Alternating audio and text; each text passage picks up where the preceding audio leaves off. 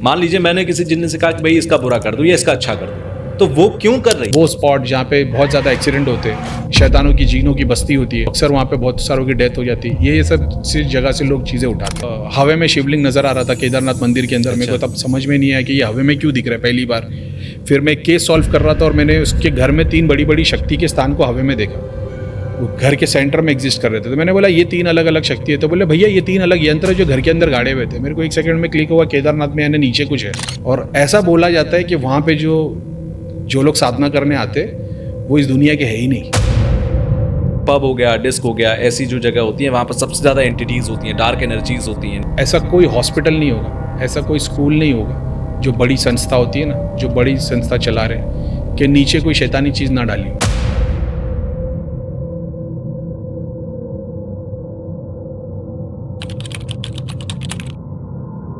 Hello hi welcome, मैं हूं आपके साथ तुषार कौशिक।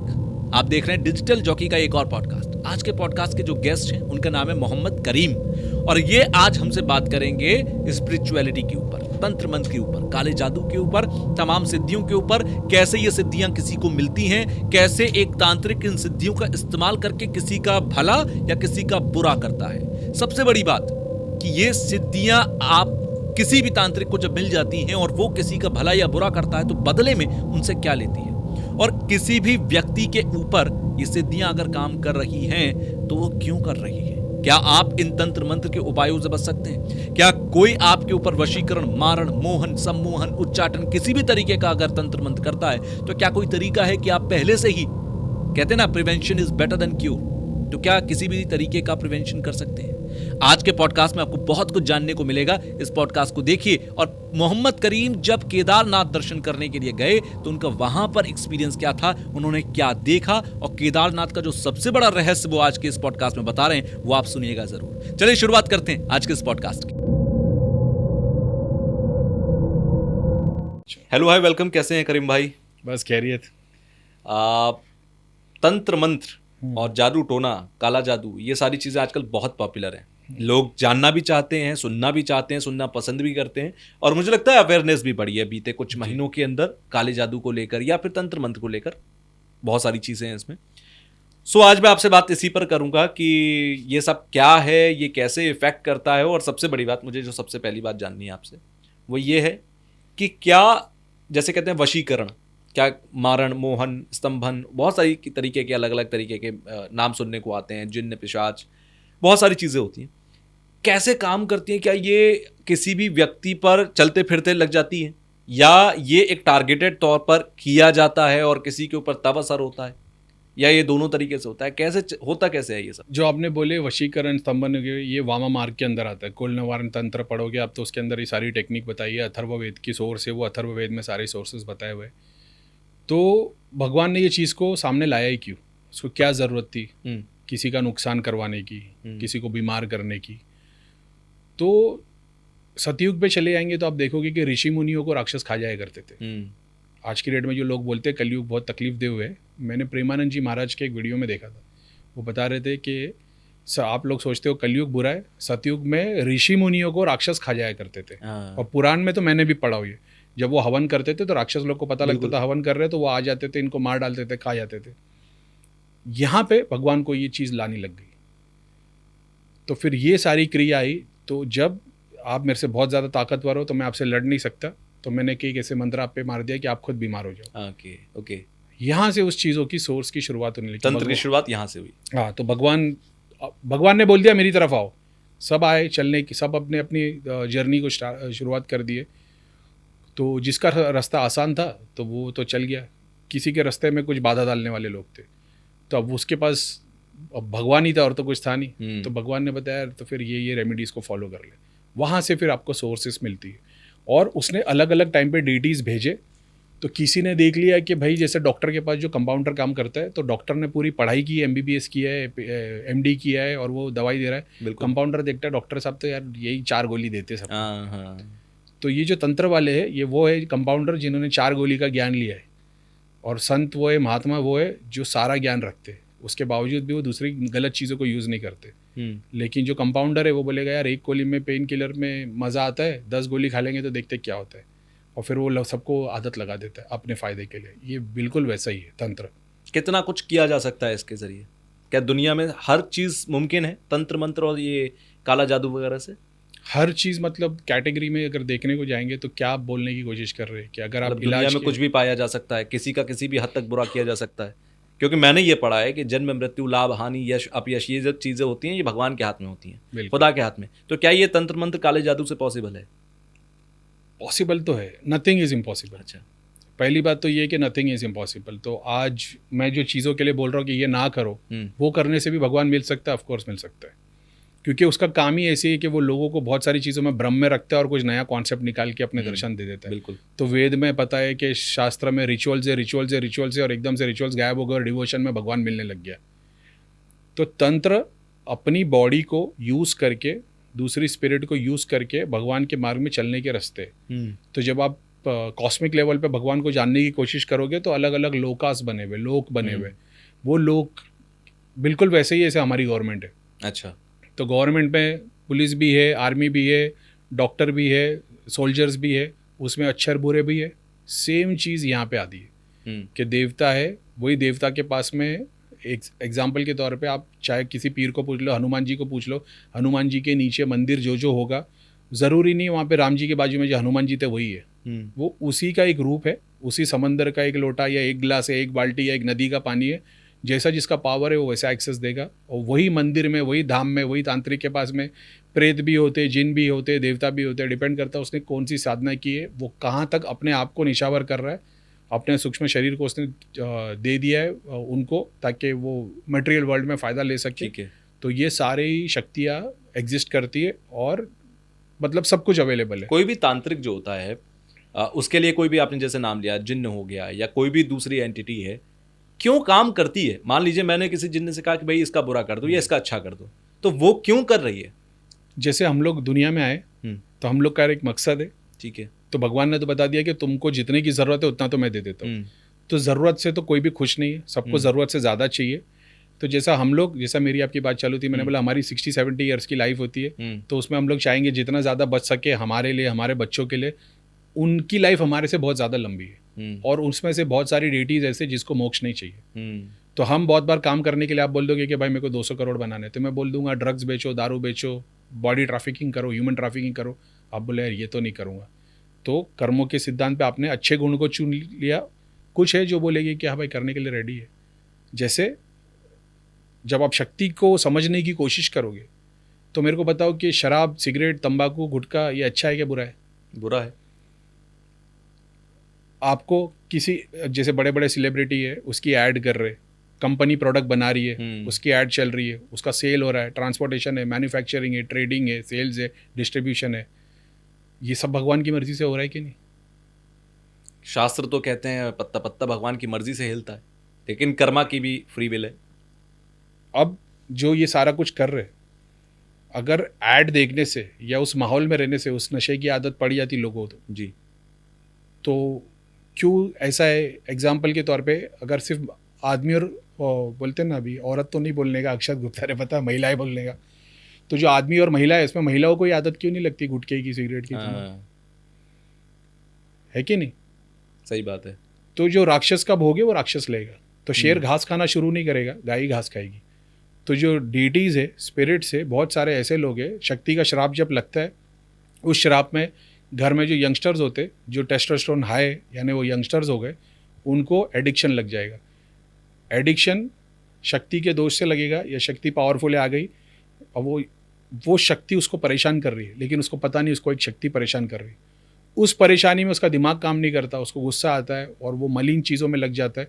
उसी के अंदर ये एडिक्शन है दारू, सिगरेट और मलिन चीज़ों का।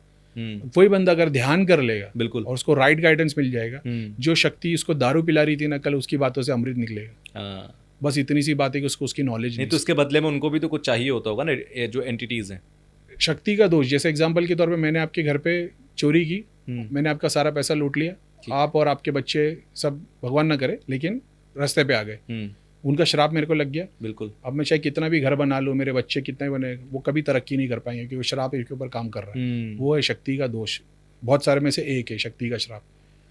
तो जितना कुल काटना था काट लिया, उसके बाद में पीढ़ी में हर तीसरी पीढ़ी में एक ऐसा बंदा पैदा होता है या तो वो कुल को गिराता है या उठा देता है। बिल्कुल। तो वो तीसरी पीढ़ी में वो शक्ति आई, तुम्हारे घर की तुम्हारी सज़ा पूरी हो गई, अब तुम्हारे को कोई गुरु मिल जाएगा, एक ज्ञान मिल जाएगा और तुम उस रास्ते पे लग जाओगे। तो जिसने उस शक्ति ने कल तक तुमको मारा था, आज वही तुम्हारी तलवार बन जाएगी। ऐसा है, शक्ति का काम ही वही है। तो जज बुरा नहीं है क्योंकि वो आपको सज़ा दे रहा है, आपको वो कर्मों की सज़ा दे रहा है। लेकिन आप हर केस में देख रहे हो ये तो हर किसी को सज़ा दे देता है, तो आपकी नज़र में बुरा हो गया। लेकिन जैसे वो लोगों को बाइज्जत बड़ी बोलता है, उसी बंदे के लिए वो भगवान हो जाता है। तो वो शक्ति की सोर्स है और वो एक लॉ में चल रही है, वो अपने हिसाब से नहीं चलती, जो ऊपर वाले का लॉ है उसके हिसाब से चलती है। ऐसा है। तो जब आप झूठ बोल रहे, झूठ कौन बोल रहा है? आप बोल रहे हो, आपकी ज़बान बोल रही है, आपका मन बोल रहा है, आपके भाव बोल रहे हैं। सबका एक इक्वल पार्ट है। तो जब इसको समझने की कोशिश करोगे तो सबको शुद्ध बनाया जा सकता है। या तो आप सिर्फ 2 पे काम कर सकते हो, फिर तो आप छोटी चोरी नहीं करोगे, लेकिन बड़ी आएगी तो कर लोगे। बिल्कुल ऐसा है। तो आपको वैसे जर्नी है। तो ये एंटिटीज़ के बारे में जो आपने मुझे बताया अभी, ये एंटिटीज़ जो होती हैं, इनको क्या चाहिए? इनको चाहिए क्या? बेसिकली ये ये किसी भी तांत्रिक के लिए अगर काम कर रही हैं, तो क्या ये कोई एग्रीमेंट है कि भाई तू मेरे लिए ये कर दे, मैं तेरे लिए ये कर दूंगा? बदले में भी तो कुछ चाहेंगी ना। तो जैसा उनको भी तो वो हमारी तरह जीना है ना, तो उनको एग्जिस्टेंस में रहना है। तो एग्जिस्टेंस में वो भी किसी ऐसे को पकड़ेंगे ताकि उनके आने वाले, जैसे मेरे पास में अगर कोई सिद्धि है, मेरा काम करने के लिए रेडी है, वो मेरे को बता देगी कि भाई मैं तो 300 साल तक रहने वाली हूँ, तो मेरे को नहीं चाहते हुए मेरे बच्चों को सिखाना ही पड़ेगा। तो आप देखोगे बहुत सारे लोग जो नेगेटिविटी से ग्रस्त है, जब इनको आप केस स्टडी में लोगे तो इनको तो झाड़ फूक कर दोगे, हवन कर दो कि ये बंदा ठीक होता है, फिर से प्रॉब्लम आ जाती है। क्योंकि इनके एंसेस्टर्स में किसी न किसी ने ऐसी सिद्धि साधना की थी कि वो स्पिरिट उसके पास में आ गई है, क्योंकि उसने अपने नीचे वाले बच्चों को सिखाया नहीं है बात, और उन्होंने वो जाप ध्यान साधना को फॉलो नहीं किया। ये घर को परेशान कर देती, इनको कंगाल कर देती। फिर ये तीसरी चौथी पीढ़ी में इनको पता चलता है तुम्हारे में ये दोष था, तो ये माता का दोष है, देवी माता का मंत्र का जाप कर लो, ये जो श्राप है ये तुम्हारे को आशीर्वाद के रूप में चेंज हो जाएगा। और फिर चमत्कार। आपने देखी कोई ऐसी एंटिटी? अपना तो दिन भर उसी से काम है। लोगों को लगता है वो भूत प्रेत है, एक्चुअल में भूत प्रेत बहुत छोटी चीज़ है। ये शक्ति के दोष, श्राप, पित्र, मलिन पित्र, भोगी पित्र, ये वो पित्र है जो मुक्ति नहीं पाए, जो पित्र लोक वाले नहीं है। अच्छा। ये वो है जो पापी है, जिन पे श्राप था, जिसकी वजह से दोष लगा, श्राप लग गया। ये वो हैं जो अपनी आगे की गति के लिए नहीं गए। ऐसी मैंने सारी जिंदगी अपनी प्रॉपर्टी बनाने के लिए दूसरों के घर में चोरी की, लेकिन मैंने मेरा महल बना दिया है। उसी महल में मैं प्रेत बन के खड़ा हो जाऊंगा और उन घर वालों के लिए मैं पित्र हो गया, और वो परेशान रहेंगे और मेरी उनकी कुंडली में हमेशा पित्र दोष नजर आएगा। तो उन्होंने क्या कर्म किए कि उनको ये चीज मिली? गुनाह तो मेरे दादा ने किया था। हो सकता है जो स्पिरिट आज भुगत रही है ना, जब दादा जिंदा था उसने जिस सिद्धि को पूजा, उसी सिद्धि के गण है ये, जो आज मेरी पीढ़ी में इंसानों के शरीर में पैदा हुए। तो उस वक्त दादा जब लोगों को ठग रहा था, तो जिस शक्ति ने उसकी मदद की थी, उसी के गणों को भगवान ने इसी जन्म में इन्हीं के घर में पैदा करवाया, ताकि तुमने जब लोगों की बैंड बजाने में की तो अब तुम्हारी भी बैंड बजेगी। तो उन्होंने एग्री किया था कि ठीक है, जैसे आपको पता है कि दारू पीना पाप है तो भी पी रहे हो, सिगरेट पीना पाप है तो भी पी रहे हो, बुरा करना, चोरी करना, फ्रॉड करना पाप है तो भी कर रहे हो, क्योंकि मन में कुछ इच्छा है जो पूरी करना चाहते। यही इच्छा वही सातों चक्र के सातों सूक्ष्म शरीर के एक ग्रीड। तो आपका जो मणिपुर चक्र है उसका एक जो सूक्ष्म शरीर ग्रीड है। तो उस वक्त आपकी जो ग्रीडीनेस को जो आपने जगा के रखा, उसी ग्रीडीनेस में सारी जिंदगी जिए, तो आपने इनडायरेक्टली उस ग्रीड को पूजा है। वो ग्रीड का एक रूप वही प्रेत जो अगली पीढ़ी में पेट दर्द लेके आएगा। अच्छा, ये कहते हैं शमशान में जो सिद्धियां की जाती हैं वो ज़्यादा खराब सिद्धियां होती हैं, या कुछ सिद्धियां ऐसी होती हैं जो आपको भाई बहुत, जैसे कर्ण पिशाचनी के बारे में मैंने सुना है कि भाई वो आपके कान में आके सब कुछ बताती रहेगी। क्या इन सिद्धियों के बस की बात होती है आपके भविष्य? क्योंकि भूत काल आपका बता देना ये एक अलग चीज़ है, वर्तमान में आप क्या कर रहे हो ये बता देना अलग चीज़ है। क्या ये आपके भविष्य को बदल सकती हैं या बता सकती हैं? जब धाम में काम करता था तो धाम एक ऐसी जगह है जहाँ पे लोगों की नेगेटिविटी का इलाज होता है। तो जैसा आपने बोल दिया, शमशान है, कब्रस्तान है, मंदिर है, इन सब जगहों पे प्रेत भी होते, देवता भी होते, दूत भी होते, गण भी होते, सब होता है पूरा। ये अलग अलग तरीके की चीज़ है। ये ऐसा है जैसे मान लो गवर्नमेंट है, तो हमारी क्या बोलते हैं, इंडिया की गवर्नमेंट है, फिर स्टेट की गवर्नमेंट है। तो जैसे दिल्ली की गवर्नमेंट है उसके कुछ लॉ है, मुंबई की गवर्नमेंट है, दोनों गवर्नमेंट है, लेकिन सबके कुछ ना कुछ छोटे मोटे लॉज रूल्स होते हैं। ये वैसा ही है, हर मंदिर हर धाम में शक्तियाँ काम करती है, उसकी कैटेगरी में सारे आ जाते हैं। कुछ है जो मंदिर और स्थान पे नहीं रहते, जैसे एग्जांपल के तौर पे कब्रस्तान हो गया, शमशान हो गया, लेकिन यहाँ पे कलेक्शन जमा होता है, यहाँ पे भीड़ जमा होती है, यहाँ पे ऐसे आप उठा सकते हो। तो आप शॉपिंग करने जाओगे तो खाली रास्ते पे नहीं जाओगे, जहाँ मार्केट है, जहाँ शॉप है, वहाँ जाओगे। तो उसमें से ये सेंटर्स होते, तो जहाँ पे ऋषि मुनियों ने साधना की, एग्जाम्पल जैसे हिमालय, केदारनाथ, यहाँ पे आप ध्यान करोगे तो आपकी स्पिरिचुअल प्रोग्रेस होगी। इस जगह से आपको प्रेत आसानी से मिल जाएगी। वो स्पॉट जहाँ पे बहुत ज़्यादा एक्सीडेंट होते, शैतानों की, जीनों की बस्ती होती है, तो अक्सर वहाँ पे बहुत सारों की डेथ हो जाती है। ये सब जगह से लोग चीज़ें उठाते, ऐसा है। इसमें प्रेत भी मिल सकता है, इसमें देवता भी मिल सकता है, इसमें बहुत सारे गण भी मिल सकते हैं, बहुत सारी चीज़ें मिल सकती है, ऐसा। केदारनाथ से मुझे याद आया, आप केदारनाथ होकर आए, मैंने आपका एक सोशल मीडिया पोस्ट देखा था, कैसे एक्सपीरियंस था वहाँ पर आपका? माशाल्लाह, मैंने तो इतनी दुआ मांगी, मैं तो आज तक बोलता हूँ कि जो भी है ना, मतलब चाहे वो शिव का हो या ना हो, वो बंदे को एक बार केदारनाथ जाना चाहिए। अच्छा, एक अलग ही अनुभूति है वहाँ। अब वही है कि अब उसकी मर्जी है किसको बुलाता किसको नहीं बुलाता, लेकिन मैंने जो एक्सपीरियंस किया ना, वो उसके ऊपर भी मैंने वीडियो बनाया था। मैंने जब देखा था वहाँ पे एक हवे में शिवलिंग नज़र आ रहा था केदारनाथ मंदिर के अंदर। अच्छा। मेरे को तब समझ में नहीं आया कि ये हवे में क्यों दिख रहा है पहली बार। फिर मैं एक केस सॉल्व कर रहा था और मैंने उसके घर में 3 बड़ी बड़ी शक्ति के स्थान को हवे में देखा, वो घर के सेंटर में एग्जिस्ट कर रहे थे। तो मैंने बोला ये 3 अलग अलग शक्ति है। तो बोले भैया ये 3 अलग यंत्र जो घर के अंदर गाड़े हुए थे। मेरे को 1 सेकंड में क्लिक हुआ केदारनाथ में यानी नीचे कुछ है। फिर बाद में मेरे पास में कोई स्टडी कर रहा था, कुछ था, एक बुक आई जिसमें मेरे को पता चला कि, पता है ना केदारनाथ के बेसमेंट के बारे में? नहीं, मेरे को नहीं पता। केदारनाथ का जो मंदिर है, उसके 80 या 800 मीटर नीचे अच्छा एक मेन मंदिर है, जहाँ पे सिर्फ एक टाइप के लोग, कम्युनिटी के लोग आते हर साल में 1 या 2 बार। अच्छा। वो किसी को नहीं पता कौन सी जगह है। वो मंदिर से 2 या 8 किलोमीटर दूर है, नीचे पहाड़ के अंदर से गुफा में से उसके अंदर आना पड़ता है। और ऐसा बोला जाता है कि वहाँ पे जो लोग साधना करने आते वो इस दुनिया के है ही नहीं, वो एलियन बीइंग्स है। ओके। मेरे को अच्छा, इस बारे में मुझे नहीं पता। हाँ, मेरे लिए बहुत फैसिनेटिंग था वो चीज़ समझ। और जब मैं केदारनाथ पे देखने की कोशिश कर रहा था तो मेरे को इतना फास्ट में सब होता हुआ दिख रहा था। तो वो जो कण कण में शंकर वाला कॉन्सेप्ट, वो मेरे वीडियो में अवेलेबल है, मैंने बताया भी हो। बहुत बहुत ज़बरदस्त जगह है वो। एक तो होता है जैसे शिव जी के बहुत सारे मंदिर है, हनुमान जी के बहुत सारे मंदिर है, लेकिन कुछ जो ओल्ड होते हैं ना, जो 1000 साल, 2000 साल, 500 साल पुराने, उसकी शक्ति की बात ही और है। लेकिन हर कोई अगर वहाँ चले आएगा तो वहाँ से जो एनर्जी मिलने वाली है, आपके अंदर डिस्को और पब चलता है, तो वहाँ पे साधु समाधि वाली आप कनेक्ट ही नहीं कर पाओगे। लेकिन जो कनेक्ट कर पाता है वो चेंज हो जाता है। अच्छा, आपने अभी बात की डिस्क और पब वगैरह की। मैंने जो सुना या दूसरे लोगों से बात की, उनका कहना है कि पब हो गया, डिस्क हो गया, ऐसी जो जगह होती है वहाँ पर सबसे ज़्यादा एंटिटीज होती हैं, डार्क एनर्जीज होती हैं, नहीं जाना चाहिए। भोगी शक्तियाँ बहुत सारी, नहीं जाना चाहिए। फिर जाने के लिए तो भी अब वही है ऐसे तो भी जैसे बोलेंगे कि मंदिर में भी बहुत सारे लोग को जाने से तकलीफ हो जाती है, तो उसके घर शरीर में नेगेटिविटी, मंदिर में जाएगा परेशान हो जाएगा, तकलीफ हो जाएगी, एक्सीडेंट हो जाएगा, घर में झगड़ा हो जाएगा। उसको लगेगा यार जब भी मंदिर या एक सर्टन देवता के मंदिर में जाता हो तभी प्रॉब्लम होती है। तो वो देवता बुरा नहीं है, तुम्हारे अंदर वो चीज़ है जो उसको अफेक्ट कर रही है, ऐसा है। और मैं तो एक काम करता हूँ, मेरे ना भी जैसे ग्रुप में कम से कम 150-200 तो डॉक्टर होंगे। ओके। उसमें से बहुत सारे डॉक्टर ऐसे जिन्होंने पढ़ाई लिखाई कर दी, अपना हॉस्पिटल खोल के बैठे। तो उनका ऐसा है कि हॉस्पिटल नहीं चल रहा करीम भाई। अब मैं बोला यार मैं ना नेगेटिविटी का इलाज फ्री में करता हूँ, तो मेरे को कभी भगवान से दुआ नहीं मांगनी पड़ती कि मेरे को बिजनेस के लिए ज़्यादा लोग दे। आप तो बिजनेस कर रहे हो। और मैं आपको इतना बोल दूँ ना, ऐसा कोई हॉस्पिटल नहीं होगा, ऐसा कोई स्कूल नहीं होगा, जो बड़ी संस्था होती है ना, जो बड़ी संस्था चला रहे, कि नीचे कोई शैतानी चीज़ ना डाली हो। तो आप बहुत बार देखोगे बड़े बड़े हॉस्पिटल जहाँ पे ऑपरेशन के नाम पे बस ऑपरेशन किए जा रहे, लेकिन वो सामने वाले की प्रॉब्लम सॉल्व नहीं हो रही। बस डॉक्टर बदन खोल रहे और बंद कर रहे, शक्ति एंटर कर रही है और उसका गेम ही पूरा अलग है।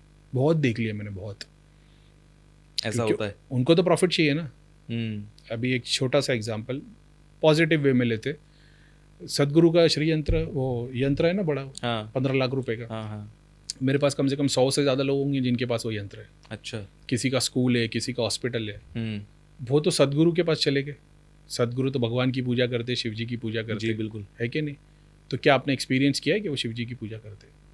नहीं, हमने सिर्फ सुना ही। तो क्या ऐसा वो कुछ कर रहे होंगे जो जिसकी नॉलेज उन्होंने नहीं दी होगी? बिल्कुल, क्योंकि बहुत सारे, मैं तो चलो ठीक है, मेरी बात तो सारी झूठी है, बहुत सारे हिंदू लोग सदगुरु को अपोज करते क्योंकि वो जिस चीज़ को पुजवा रहे उसका नाम वेदों में कहीं नहीं है। बिल्कुल। तो वो सीधा अपने शास्त्र को छोड़ के किसी और चीज़ को पूछ लिया, तो फिर वही लागू हो गया कानून कि भगवान को छोड़ के किसी जैसी दूसरी चीज़ को पूछा तो वही कुरान में बता रहा है ला इलाहा इल्लल्लाह, उसके बगैर कोई, उसके सिवाय कोई इबादत के लायक नहीं है। तो ला इलाहा इल्लल्लाह, नन वर्दी ऑफ वर्शिप, मतलब no god but Allah, none worthy of worship except Allah. तो हमने सारा सेंटेंस ट्रांसलेट कर दिया, there is none worthy of worship except Allah. Allah को अरबी में क्यों रहने दिया? अल्लाह को भी तो ट्रांसलेट करो। बिल्कुल। जैसे आप अल्लाह को ट्रांसलेट करते हो तो 99 नेम्स आ जाते हैं। वो खालिक है, वो रहमान है, वो रहीम है। जैसे आप उसको इंग्लिश में ट्रांसलेट करते हो क्रिएटर है, तो हमारे यहाँ क्रिएटर कौन है?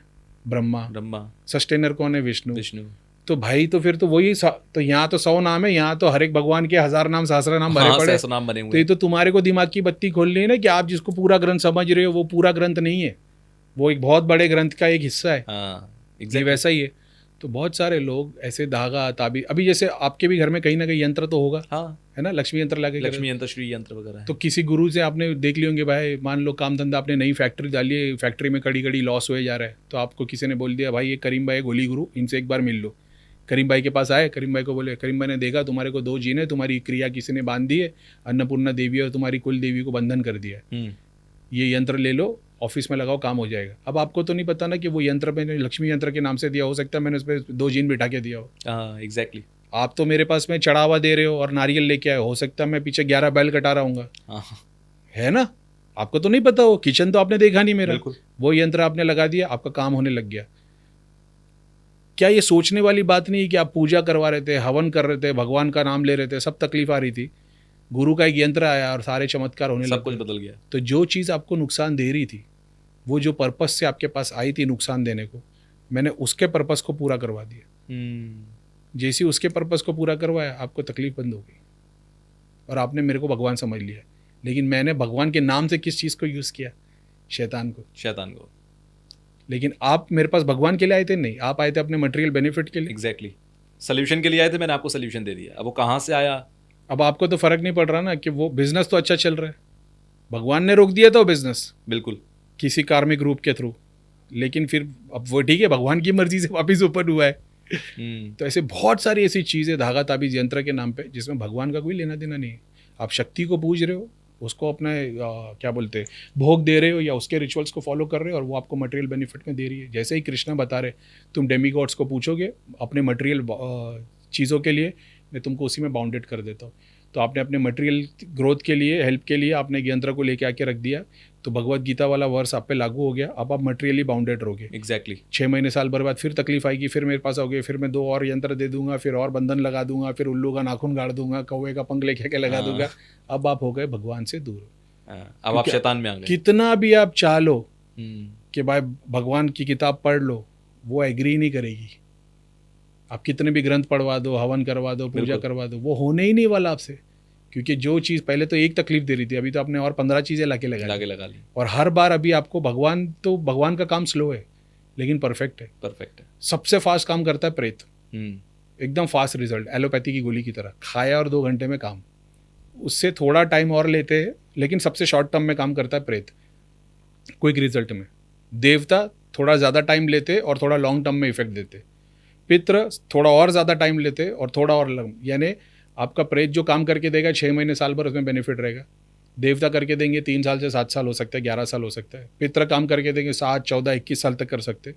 भगवान उसको परफेक्ट बना देगा, हमेशा के लिए कर देगा। लेकिन वो सबसे लंबा टाइम लेता है। हमारे पास टाइम है नहीं, हमें तो शॉर्टकट चाहिए, फटाफट। इसीलिए प्रेत पूजा ज़्यादा हो रही है आजकल। तो रात भर भगवान को याद ही नहीं कर पाओगे, हर काम के लिए मेरे पास ही आ जाओगे, करीम भाई करीम भाई करीम भाई। जैसे मेरे ग्रुप में सब लोग हैं और मैं सबको बोलता हूँ भाई भगवान का नाम लो, जाप करो। मैं कोई यंत्र नहीं देता, कोई धागा नहीं देता, कोई ताबीज़ नहीं देता। मैं बोलता हूँ आप 24 घंटे अपने भगवान का नाम लो, अपने स्क्रिप्चर्स पढ़ो, ताकि कल को कोई दूसरा करीम खान आके तुम्हारे को धोखा ना दे पाए, बेवकूफ़ ना बना। तो जब मेरे वीडियो देखो तो तुमको समझ में आए कि यार बात तो सही है, ये भगवान को ही पूजने दिखा रहा, हम किसको पूज रहे। ये वैसी बात है। चलिए, बड़ा अच्छा लगा आप स्टूडियो में आए और आपने बड़ी अच्छी अच्छी बातें की हैं। मतलब आप वो बातें करते हैं जहाँ पर अभी जो एक बिलीफ सिस्टम है ना, आप उस बिलीफ सिस्टम को ऐसे हैमर से मारते हैं उस पर, और उसके बाद एक सही रास्ता देखने की जरूरत है। अपनी तरफ की कोई बात ही नहीं करता, जो मैं स्क्रिप्चर्स में लिखा है। अभी जैसे आपने लास्ट लाइन बोल दी है ना, मेरे को किसी ने सेंड किया था, भगवत गीता में कृष्ण बता रहे, those who see action in inaction and those who see inaction in action are the true believer, या जो कुछ भी है। तो आप पूजा कर रहे हो, कोई दूसरा बंदा देख रहा है, बोला पूजा कर रहा है। जो एक्शंस में इनएक्शन देखते बोला पूजा नहीं कर रहा है, वो किसी की बैंड बजाने के लिए वो 11 माला कर रहा है उसके लिए। तो ये वैसा है कि मैंने सबके एक्शंस देखे कि क्या कर रहे हैं, लेकिन मैं देख रहा हूँ उसका इफेक्ट बुरा आ रहा उसका है। इफेक्ट बुरा आ रहा है, उसकी इंटेंशन क्या है। और जब अच्छे काम करने पे उनको लगाते तो बोला अरे भैया होता ही नहीं, जाप तो होता ही नहीं है। तो देख लो फिर घर में तुम किसको पूज रहे होगे कि तुम्हारे से ना जाप हो रहा है, ना तुम भगवान के स्क्रिप्चर्स पढ़ पा रहे हो। तो फिर मैं बोलता हूँ घर से धागा ताबीज़ यंत्र सब निकाल दो, जैसे निकालता है वो बंदा 8-8 घंटे तक जाप सब में बेहतर हो चालू जाता करता है। चलिए, थैंक यू, आप इस स्टूडियो में आए। Thank you for very it. much.